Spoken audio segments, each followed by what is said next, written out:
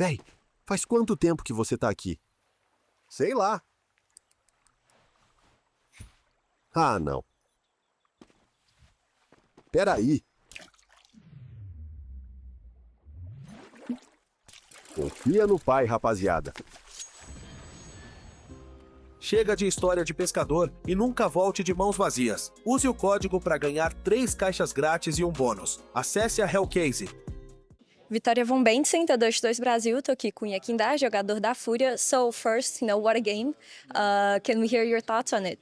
Yeah, I feel like it's always a pleasure to play against G2. I feel like right now we have like a little bit of a rivalry with them in a way. We played 4 games in a span of like 1.5 months. We had a disappointing result against them in Blast London where we knew that we came to the game unprepared in a way and not ready for them and their style.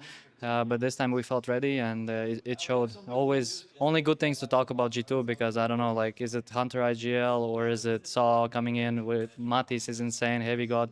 Like all of these players are so talented and so great that there's only good words that can come out towards that team. And now you have 2 wins. You only need 1 more to make it to the playoffs. This takes some of the pressure off, or does this, you can't slip now? What are you guys gonna do now to, not make sure this spot doesn't slip from you? We are keeping the rhythm. We're preparing the same way to. It doesn't matter which team we're facing. We got a little bit lucky, I think, in terms of we played 2 teams that we lost last time. We lost against Liquid and Blast Bounty, and we lost against G2 Blast London. So it was extra motivation to play against them. And it all depends on the next opponent, but we will try to prepare the same way and take it home as a 3-0.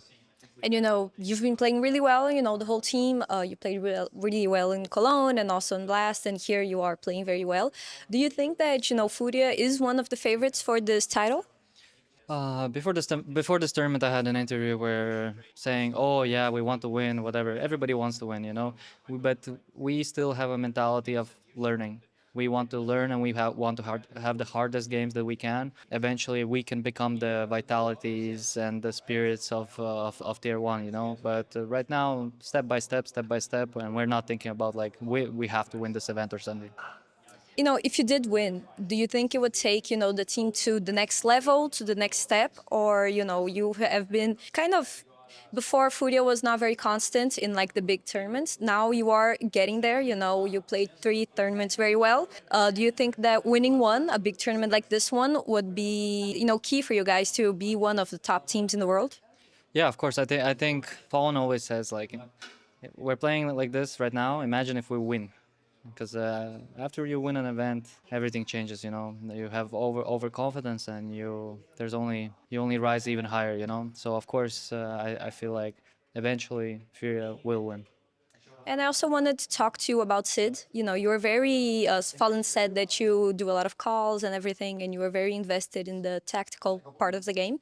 And in Brazil, not all fans love him, and when Furia does lose, unfortunately, he gets most of the heat. And I wanted you, to talk a little bit about this. You had experience with a lot of coaches, European coaches, and tell us a little bit what it's like, to work with him and what your relationship is like, as well as, you guys have other coaches and stuff. If a team is losing, it's never one person's fault. And if we lose together. If we win together. I have only good things to say about Sid. I think he's been a great coach. I've played with many coaches. I think his strength is the analytical approach, and he's kind of like a little bit of a mentor to Molodo in terms of spending time with him and babysitting him a little bit.